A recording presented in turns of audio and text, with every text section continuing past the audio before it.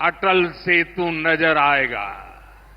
सुदूर दक्षिण में देखेंगे तो पंबन ब्रिज मिलेगा, जो अपनी तरह का देश का पहला ब्रिज है। साथियों, आज भारत अपनी ट्रेनों के नेटवर्क को भी आधुनिक कर रहा है। ये वंदे भारत ट्रेनें, अमृत भारत ट्रेनें, नमो भारत ट्रेनें, ये देश की नई गति और नई प्रगति को दर्शाती है। अभी देश में करीब 70 रूट पर वंदे भारत ट्रेनें चल रही है। इससे दूर सुदूर के इलाकों में भी आधुनिक रेल पहुंची है। बीते 11 साल में सैकड़ों रोड ओवरब्रिज और रोड अंडरब्रिज का निर्माण किया गया है। 34,000 किलोमीटर से ज्यादा के नए रेल ट्रैक बिछाए गए हैं। अब ब्रॉडगेज लाइनों पर मानव रहित क्रॉसिंग, वो बात इतिहास बन चुकी है, खत्म हो चुकी है। हम मालगाड़ियों के लिए अलग से स्पेशल पटरियां, डेडिकेटेड फ्रेट कॉरिडोर का काम भी तेजी से पूरा कर रहे हैं।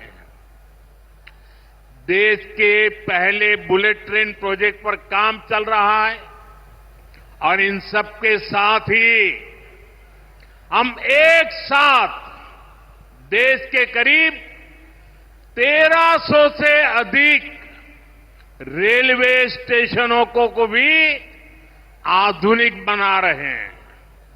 साथियों, आधुनिक हो रहे इन रेलवे स्टेशनों को देश ने अमृत भारत स्टेशन का नाम दिया है। आज इनमें से 100 से अधिक अमृत भारत स्टेशन बनकर के तैयार हो गए। सोशल मीडिया पर भी लोग देख रहे हैं कि इन रेलवे स्टेशनों का पहले क्या हाल था और अब कैसे इनकी तस्वीर बदल गई है। साथियों, विकास भी, विरासत भी, इस मंत्र का इन अमृत भारत रेलवे स्टेशनों पर उसका नजारा साफ साफ दिखाई देता है। ये स्थानीय कला और संस्कृति के भी नए प्रतीक है। जैसे राजस्थान के मांडलगढ़ रेलवे स्टेशन पर महान राजस्थानी कला संस्कृति के दर्शन होंगी।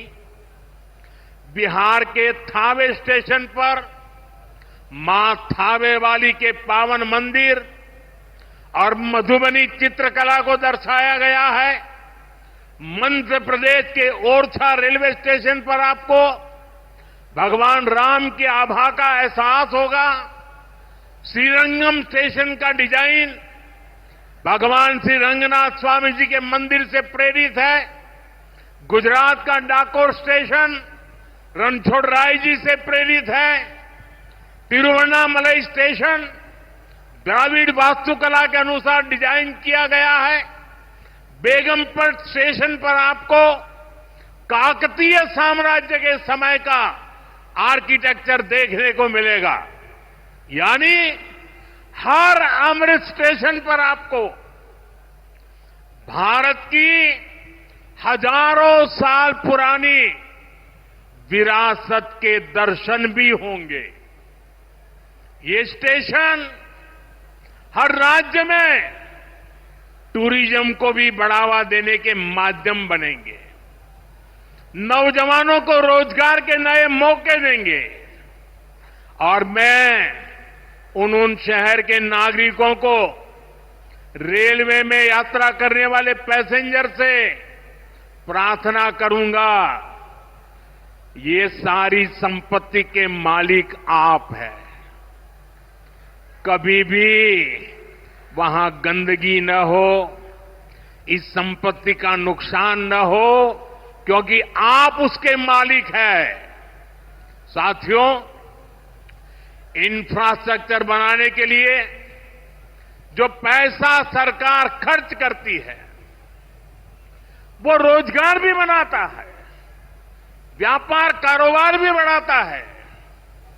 जो हजारों करोड़ रुपए सरकार लगा रही है, ये पैसा मजदूर की जेब में जा रहा है, ये दुकानदार को मिल रहा है, दुकान और फैक्ट्री में काम करने वाले लोगों को मिल रहा है।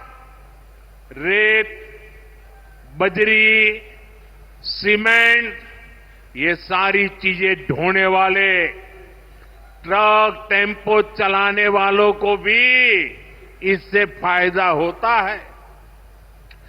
और जब ये इंफ्रास्ट्रक्चर बनकर तैयार हो जाता है, तो फिर अनेक गुना और फायदे होते हैं। किसान की उपज कम कीमत में बाजार तक पहुंचती है, वेस्टेज कम होती है, जहां सड़कें अच्छी होती हैं, नई ट्रेनें पहुंचती हैं, वहां नए उद्योग लगते हैं, पर्यटन को बहुत बढ़ावा मिलता है।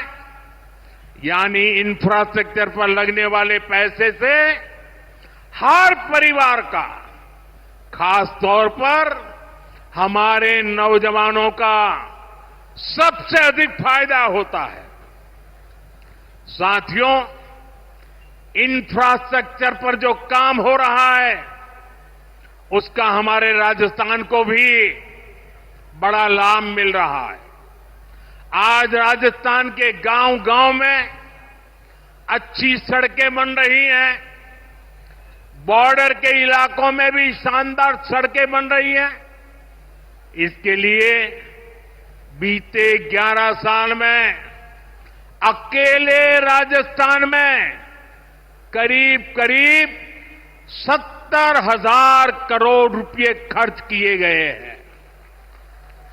राजस्थान में रेलवे के विकास के लिए भी केंद्र सरकार इस साल करीब 10,000 करोड़ रुपए खर्च करने जा रही है। ये 2014 से पहले की तुलना में 15 गुना अधिक है। अभी थोड़ी देर पहले ही यहां से मुंबई के लिए एक नई ट्रेन को हरी झंडी दिखाई गई है। आज ही कई इलाकों में स्वास्थ्य, जल और बिजली से जुड़ी योजनाओं का शिलान्यास और लोकार्पण हुआ है। इन सारे प्रयासों का लक्ष्य है